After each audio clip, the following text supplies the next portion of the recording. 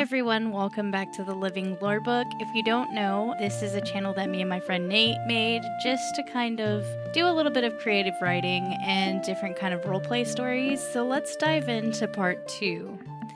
Natharren takes the potion from Lethara, drinking it down carefully. As the magic works, green vines and glowing blossoms spill across the walls, weaving into little canopies. A small stream trickles along the edge of the room, the air thick with a fresh scent of moss and rain. He stares at it all in amazement and then glances back nervously. Natharren, I hope you can get the vines out once I'm done. I've never seen anything like this. This is paradise. Everything I've ever wanted in a room. Lethara smiles warmly. That's the potion, and I'm happy to hear you love it. Mind if I have a look? Natharren, of course, please do.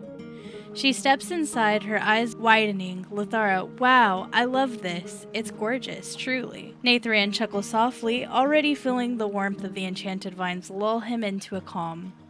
Soon enough, he decides to rest, stretching out for a nap. While he sleeps, Lethara continues her routine. As she cleans the nearby desk, rented by the mossy trolls, her eyes narrow in. She finds a stack of parchments, scribbled maps, strategies, and strange sigils. Among them are dark plans, schemes for a zombie horde to overrun the nearby city. And at the bottom, signed, in rotting ink, once named Captain Plaque. Her heart quickens. The trolls weren't just weary travelers. They were spies, laying groundwork for an invasion. She gathers the notes and seeks out Natharren, Bronte the Minotaur, and the Shimmering Mermaid guest. They all meet in Lethara's private chamber near the potion hall. She spreads the parchment papers across the table. This isn't just random mischief. The trolls were working with the zombie captain planning to attack the city. We cannot let this happen. Will you help me stop them? Natharren's eyes widen as he leans closer. What? Captain Plaque?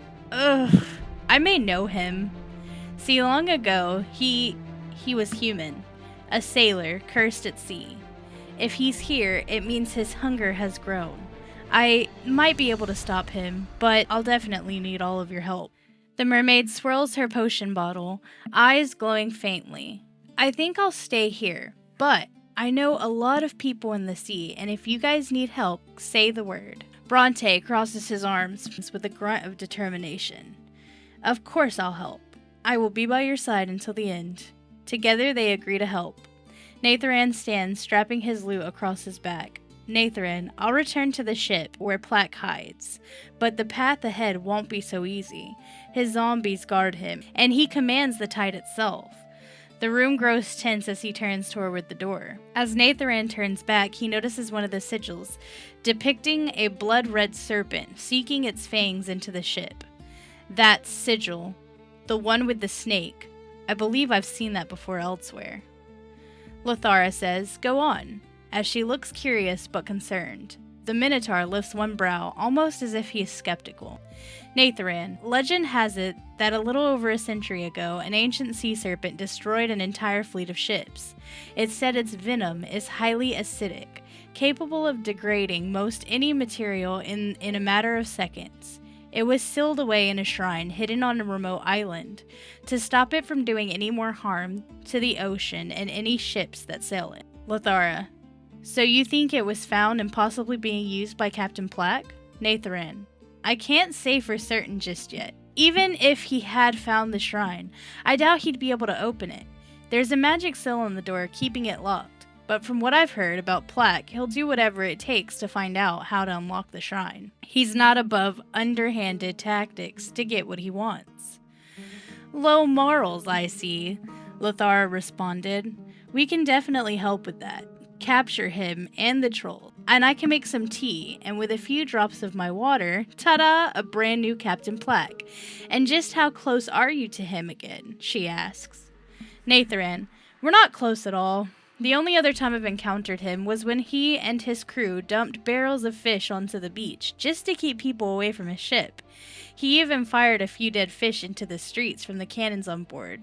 We managed to get back the gold he stole, but fighting the undead is not an easy task. Least of all when the smell of all those fish makes it a challenge to even get close to the ship and his crew. That's awful. We will definitely need your expertise on this one, Lethara says. We cannot allow him to disrupt passage to the city, or to the inn.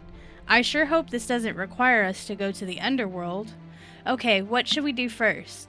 I believe we need a pirate ship in order to get to him. Does anyone have any ideas? Natharren. Well, Captain Plaque isn't the only pirate I happen to know of. I tend to make some unlikely allies during my adventures, and one of them is a pirate herself, Rebel. That is great. Go ahead and send her a message. Tell her we will need her soon. I'll pay whatever the cost, anything she wants. She can even take room and board at the Purple Haze. Natharren. I'm sure she'll appreciate your generous hospitality. I'll write to her at once. Perfect. I'll start gathering supplies and tell the chef that we need snacks. Minotaur, you in on this? Looks over with a fierce face. He looks back determined. Of course I am. You name it, and I'm there. Hell yeah, that's what I'm talking about, Lethara replies. Now let's go do this. Here are some shell necklaces. I know it looks like a normal shell, but that is just to keep us safe. These will allow us to communicate. You hold it up to your ear, you whisper the name of the person you want to send a message to, and then your message, and the other shell will start to glow. I've fastened them into necklaces, that way you can do with them what you like. Minotaur says, I'll wrap it around my wrist, and that way I can never miss it. Natharren, brilliant idea, Lethara. This way, we'll have an easier way to contact one another in case of trouble. Natharren puts his around his neck, before heading to his room to contact Rebel. To be continued. Thank you so much for watching.